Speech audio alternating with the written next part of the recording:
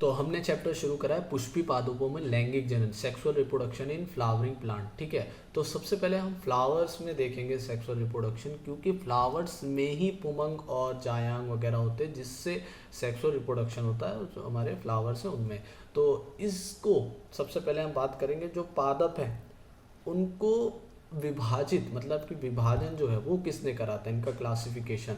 तो सबसे पहले आइक्लियर नाम के वैज्ञानिक थे। आइक्लियर, इक्लेयर से आइक्लियर। आइक्लियर जो थे उन्होंने पुष्प मतलब पादपों को, प्लांट्स को अलग अलग क्लास, दो भागों में विभाजित किया था। तो दो भाग कौन से थे, एक वो जो बीज युक्त है और एक वो जो बीज रहित है, मतलब जिनमें बीज नहीं है और जिनमें बीज हैं।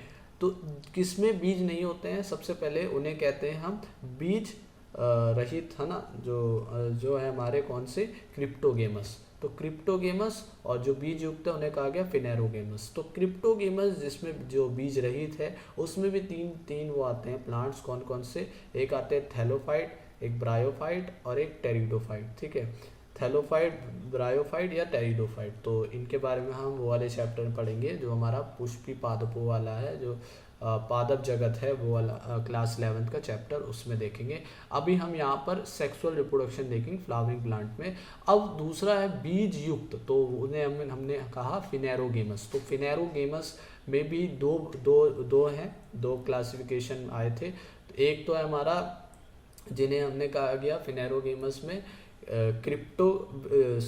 जिम्नोस्पर्म और एंजियोस्पर्म। तो जिम्नोस्पर्म और एंजियोस्पर्म ये दोनों बीज युक्त हैं, लेकिन इनमें भी जिसमें फ्लावर होता है वो केवल होता है एंजियोस्पर्म।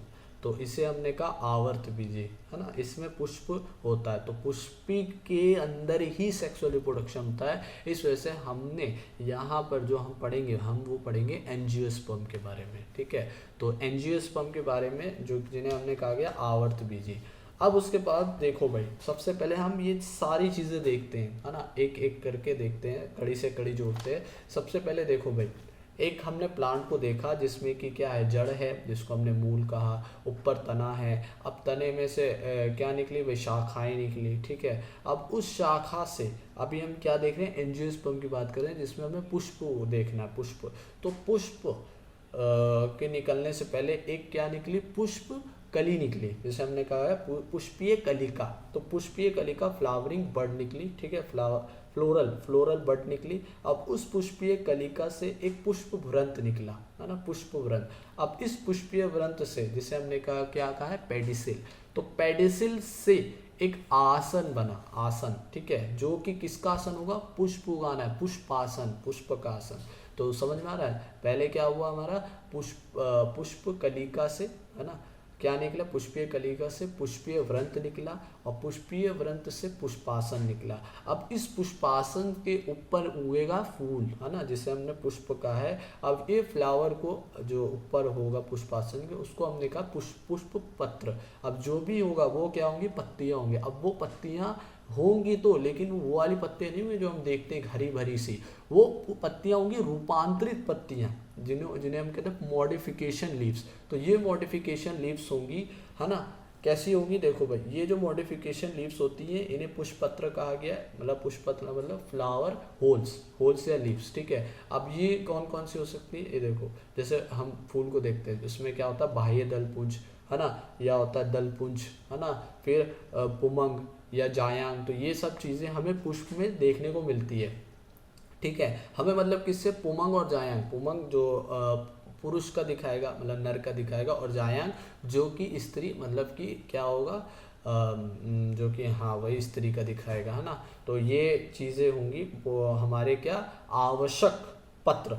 तो दो भाग में भी हम बांट सकते हैं। एक है ऐसे पत्र जो कि क्या है, जो कि एसेसरी है, मतलब कि जो कि क्या है, सहायक पत्र हैं। तो एक हो गया सहायक पत्र, एक हो गया आवश्यक पत्र।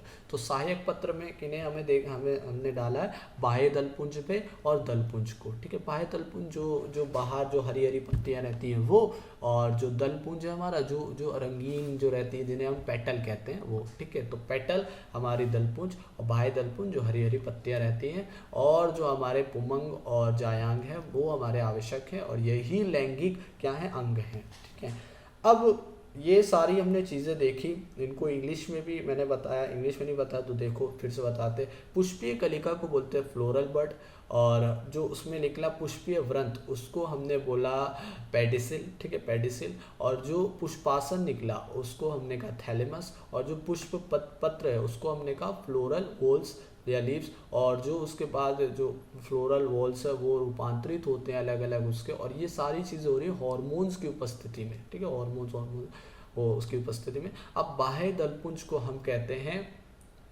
कैलिक्स, है ना, कैलिक्स। और दलपुंज को हम क्या बोलते हैं,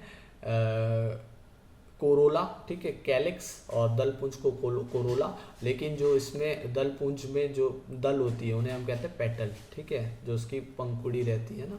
और पुमंग, पुमंग को हम कहते हैं क्या कहते हैं, पुमंग को एंड्रूशियम, एंड्रूशियम, ठीक है। और जायांग को गाइनोशियम, एंड्रूशियम गाइनोशियम, ठीक है। तो ये चार चीज़ है, पेटल और सॉरी क्या था हमारा, सबसे पहले हमारा हो गया कैलिक्स, ठीक है, कैलिक्स जो बाह्य दलपुंज है, दलपुंज कोरोला, और हमारा पुमंग उसको हमने एंडूशियम बोला है, और गाइनोशियम जो हमारा जायांग है। तो ये सब चीज़ें मिलकर बना रही पुष्पपत्र।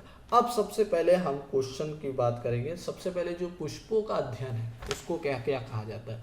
तो जो फ्लावर का अध्ययन है उसको कहा जाता है उसको कहा जाता है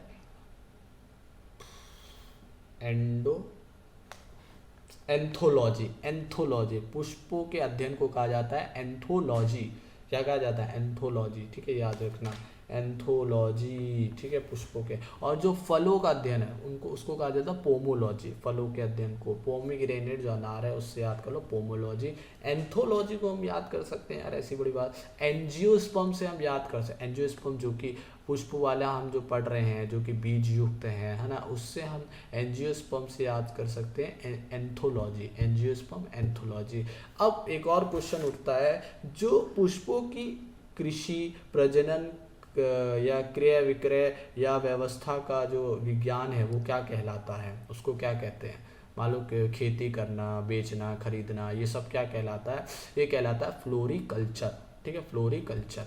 अब एक और क्वेश्चन है, ठीक है, ये शायद नीट वगैरह में आया होगा, कि वह पौधा कौन सा है जो 12 वर्ष में एक बार पुष्पन करता है। सितंबर अक्टूबर 2006 में इसमें बड़े पैमाने पर पुष्पन हुआ, जिसने केरला, कर्नाटक और तमिलनाडु के पहाड़ी क्षेत्रों के बड़े हिस्से को नीले क्षेत्र में बदल दिया, और कई जो पर्यटक थे, जो ट्रैवलर्स थे, वो उनको आकर्षित किया। तो वह पौधा कौन सा है, तो इसका नाम है स्ट्रीबिलिनथस